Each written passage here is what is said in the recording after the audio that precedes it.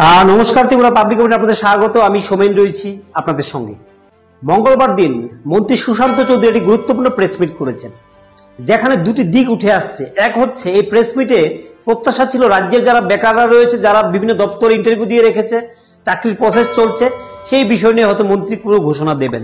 GRBT, special executive থেকে শুরু করে ফায়ার সার্ভিস আর জেল, পুলিশ, এএনএম বিভিন্ন দপ্তরে প্রত্যাশায় রয়েছে বেকার ছেলে মেয়েরা। টেট কোয়ালিফাই করে বসে রয়েছে অনেক দিন ধরে, 3-4 বছর ধরে চাকরি প্রসেস চলছে। বেকাররা প্রত্যাশাগুলো ছিল যে পঞ্চায়েত নির্বাচনের পূর্বে কিছু একটা ঘোষণা হবে, না হলে নির্বাচনের কারণে আরো কয়েক মাস পিছিয়ে যাবে। এই হচ্ছে চিন্তা বেকারদের মধ্যে। তবে আমরা মনে করছি এই যে প্রেস মিট হলো, সেখানে স্বাস্থ্য দপ্তর নিয়ে ভালো কিছু উদ্যোগ নিয়েছে। আমরা দেখলাম 172 জন স্পেশালিস্ট মেডিকেল অফিসারের কথা বলছেন এবং 16 জন সুপার স্পেশালিস্ট মেডিকেল অফিসারের কথা বলছেন। অর্থাৎ দীর্ঘদিন ধরে যে স্বাস্থ্য দপ্তর থেকে অনেকেই যে অবসরপ্রাপ্ত হয়ে বাড়িতে চলে গেছেন, সেই শূন্যপদটা পূরণের চেষ্টা হচ্ছে এবং টিপিএসসির মাধ্যমে করা হবে। এটা ভালো কথা, রাজ্যের বেকাররা চাকরি পাবে। এবং একটা ভালো ঘোষণা হয়েছে যে পিআরটিসি ম্যান্ডেটরি করা হয়েছে, যেটা জিআরবিটির ক্ষেত্রে বারবার প্রশ্ন উঠছিল যে পিআরটিসি কেন ম্যান্ডেটরি করা হয় না। পিআরটিসি ম্যান্ডেটরি করা হয়েছে মানে রাজ্যের ছেলেরা চাকরি পাবে, রাজ্যের বেকাররা চাকরি পাবে। 172 জন, 16 জন, একটা বড় সংখ্যা। সেই সঙ্গে ফুড অফিসার, খাদ্য দপ্তরে নিয়োগ হচ্ছে। সেই সঙ্গে ফায়ার সার্ভিসে অফিসার নিয়োগ হবে।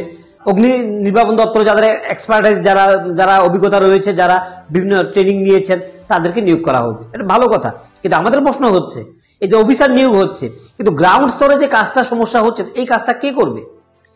বিদ্যাজ্যোতি শুরু হয়েছে, আমরা দেখলাম বিদ্যাজ্যোতি স্কুল করা যায় 125টি, স্কুলের ফলাফল বাজে অবস্থা, টিচারের অভাব রয়েছে। 10,323 যাওয়ার পর সেই শূন্য জায়গাটা অর্ধেকটা পূরণ হয়েছে, সেই জায়গাটা এখনো সম্পূর্ণ পূরণ করা যায়নি। তাহলে স্কুলগুলি ফাঁকা অবস্থায় রয়েছে, তাহলে ফলাফল কিভাবে ভালো হবে? সরকার বলছে ফলাফল ভালো হচ্ছে না। কি করে ফলাফলটা ভালো হবে? একদিকে প্রত্যেকদিন নিয়ম কারণের যেটা একটা বাড়াবাড়ি চলছে, সেই জায়গায় চাকরিজীবী যারা টিচার রয়েছেন তাদেরকে সরকারি কাজে, অন্য দপ্তরের কাজে লাগানো হচ্ছে, তাদেরকে নির্বাচনের কাজে লাগানো হচ্ছে। তো এই যে অভাবটা কর্মী, স্বল্পতাটা, প্রত্যেকদিন রিটায়ারমেন্টে যাচ্ছেন। এদিকে সরকার অবসরপ্রাপ্তদের এনে বসিয়ে দিচ্ছেন ঘরে, যারা বয়স হয়ে গেছেন, বয়সের ভারে তারা কাজ করতে পারেন না, অসুস্থ হয়ে পড়েছেন, ডায়াবেটিস, সুগার, হার্টের সমস্যা, কিডনি সমস্যা ভুগছেন, কোন রকম চাকরিটা করছেন, চাকরিটা বাঁচিয়ে কোন রকম বাড়ি যাওয়ার অপেক্ষায় রয়েছেন, অর্থাৎ রিটায়ারমেন্টে যাওয়ার অপেক্ষায় রয়েছেন, বাড়িতে বসে পেনশন গুনবেন, তাদেরকে এনে বসিয়ে দেওয়া হচ্ছে। বলা হচ্ছে তারা এক্সপার্ট, তাদের অভিজ্ঞতা বেশি। তাহলে এই যে নতুন প্রজন্মের ছেলেরা, তারা কবে অভিজ্ঞতা পাবে? তারা কবে দক্ষ হবে? আমাদের যেটা দাবি বা আলোচনা বিষয়, সেটা হচ্ছে যারা প্রবীণ তাদেরকে সাম্মানিক দিয়ে, যারা নতুন তাদেরকে কেন এক্সপার্ট করা হচ্ছে না, তাদেরকে কেন দক্ষ করা হচ্ছে না, তাদেরকে কেন ট্রেনিং এর ব্যবস্থা করা হচ্ছে না? তারা কবে শিখবে? দীর্ঘ সময় যখন রাজনীতি দেখলাম বামেরা, তারা বাড়ি থেকে শ্মশান যাওয়া পর্যন্ত তারা তাদের গদি ছাড়েন না, তার দায়িত্ব ছাড়েন না, যার ফলে আজকে সিপিএম এ রাজ্যে একটা ভ্যাকুম তৈরি হয়ে রয়েছে। যুব নেতৃত্বের অভাব, সেটা রাজনীতি হোক, সেটা প্রশাসনিক ক্ষেত্রে হোক, সর্বত্রই নতুন প্রজন্মকে তুলে ধরে না আনলে, তাদেরকে হাতে ধরে না শেখালে, তারা কিভাবে শিখবে? তারা দায়িত্বটা কিভাবে বুঝে নেবে? আগামী দিনে যে শূন্যতা তৈরি হবে, সেই শূন্য জায়গাটাকে পূরণ কিভাবে করবে? স্বাস্থ্য দপ্তরে হেলথ অফিসার নিয়োগ হচ্ছে, জায়গাটাকে দুরুস্ত করা হচ্ছে, কিন্তু যারা গ্রাউন্ডে কাজটা করেন, স্বাস্থ্য পরিষেবার ক্ষেত্রে সবচেয়ে বেশি সমস্যা হচ্ছে নার্স নেই। দীর্ঘদিন ধরে নার্স নিয়োগ হচ্ছে না, সেবিকা নেই। একজন সেবিকার উপর 20 থেকে 25 জন রোগী দায়িত্ব চাপিয়ে দেওয়া হয়, যার ফলে পরিষেবাটা কিন্তু কেউই ভালো পাচ্ছে না। সেবা থাক দূরের কথা, পরিষেবাটি পাচ্ছে না।